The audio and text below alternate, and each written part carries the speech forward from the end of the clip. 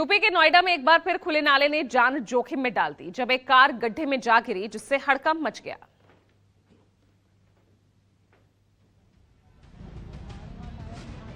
नोएडा में गड्ढे में गिरकर इंजीनियर की मौत का मामला अभी शांत भी नहीं हुआ कि एक बार फिर खुले नाले ने जान जोखिम में डाल दी। इस बार थाना फेस इलाके के बसई में एक कार अचानक खुले नाले में गिर गई। गनीमत रही कि इस बार ड्राइवर की जान बाल बाल बच गई।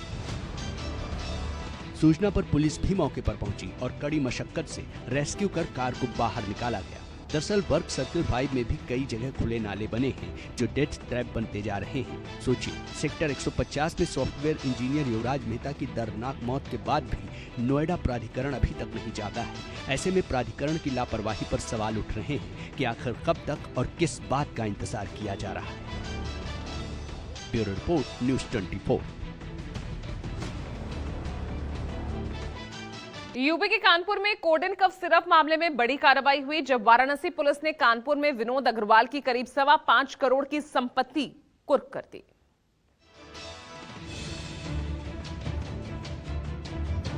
कोडीन कप सिरप मामले में ये कानपुर में वाराणसी पुलिस का एक्शन है, जहां पुलिस की टीम ने विनोद अग्रवाल के घर और संपत्ति पर छापेमारी कर सील कर दिया।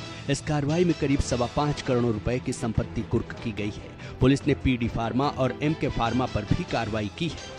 जांच में पता चला है कि कोडीन कप का अवैध डायवर्जन किया जा रहा था। ये कार्रवाई एनडीपीएस की धारा के तहत की गई है। मामले में अब तक पुलिस की सख्ती से शहर में सनसनी फैल गई है। कुछ फर्जी कंपनियों के द्वारा कोडीन युक्त कफ सिरप जैसे फेंसिडिल और एस कफ की तस्करी तथा इलीगल डाइवर्जन किया जा रहा है। इसमें जो फर्जी फर्म है, जो पीडी फार्मा है, वो सारनाथ में थी और एक एमके हेल्थ केयर है जो प्रयागराज स्थित है। ये दोनों ही जो फर्म्स है वो फर्जी हैं और इसमें एमके हेल्थ केयर जो है उस पर प्रयागराज में भी मुकदमा लिखा गया और इसके जो ओनर है, जो इसके जो डमी ओनर थे, उसको सारनाथ पुलिस ने अरेस्ट भी किया हुआ है तथा जो पीडी फार्मा का जो ओनर था उसको भी सारनाथ पुलिस ने अरेस्ट करके जेल भेजा हुआ है।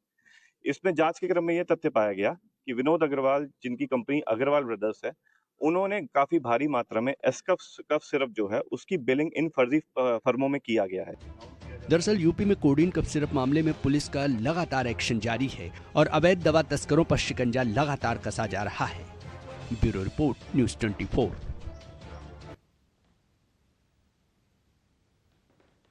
अलीगढ़ से एक बार फिर वही महिला सुर्खियों में है जो 10 महीने पहले अपने दामाद के साथ फरार हुई थी। अब इस बार महिला अपने ही बहनोई के साथ लापता बताई जा रही है।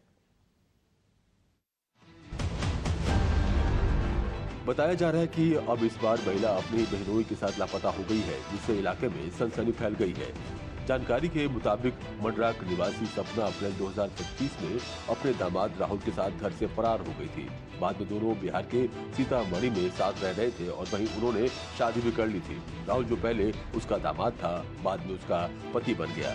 राहुल ने थाने में शिकायत देकर आरोप लगाया कि 6 फरवरी को सपना उसके बहनोई के साथ फरार हो गई और जाते समय अपने साथ करीब लाख रुपए नकद और जेवर भी ले गई। राहुल का कहना है कि उसे अचानक गायब होने की सूचना मिली, जिसके बाद उसने पुलिस से मदद मांगी।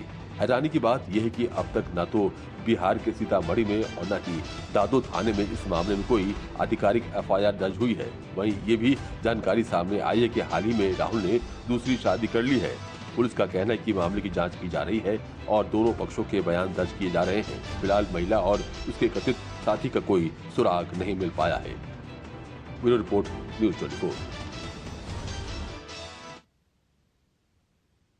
हिमाचल प्रदेश के शिमला में उस वक्त हड़कंप मच गया जब पानी की टंकी में जहर मिलाकर पूरे गांव को मारने की साजिश रची गई।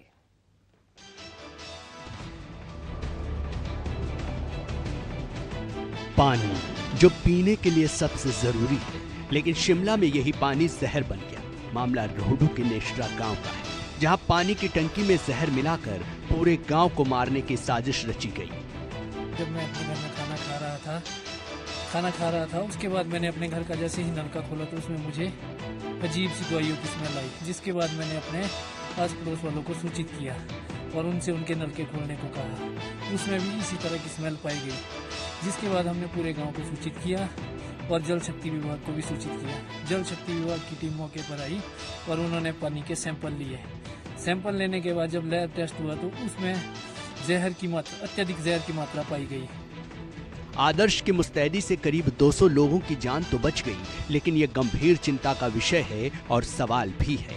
अब तक की जांच में पता चला है कि पानी के टंकी में टर्मिट मिलाकर लोगों को मारने की साजिश रची गई। पानी के सैंपल में दवा मिलाने की पुष्टि हुई है। इस संबंध में टिक्कर पुलिस थाने में एफआईआर भी दर्ज हुई है। पुलिस जांच कर रही है। इसमें पुलिस द्वारा जो दूषित पानी है उसके सैंपल्स कलेक्ट करके एफएसएल को जांच के लिए भेज दिए गए हैं। मामले में आगामी जांच जारी है। बताया जा रहा है कि इस गांव में 30 घर हैं, जिनमें 200 लोग रहते हैं और पानी में जो दवा मिलाई गई वो कीटनाशक दवा डर्मिट है, जो सेब की फसल को कीटों से बचाती है। लेकिन अगर इस दवा को कोई भी पी ले तो जान जा सकती है। फिलहाल शिमला के एसपी और आला अधिकारियों की निगरानी में जांच शुरू कर दी गई है और ये पता लगाने की कोशिश की जा रही है कि आखिर पानी में जहरीली दवा किसने मिलाई और पूरे गांव को कौन और क्यों मारना चाहता है। Bureau report, news 24।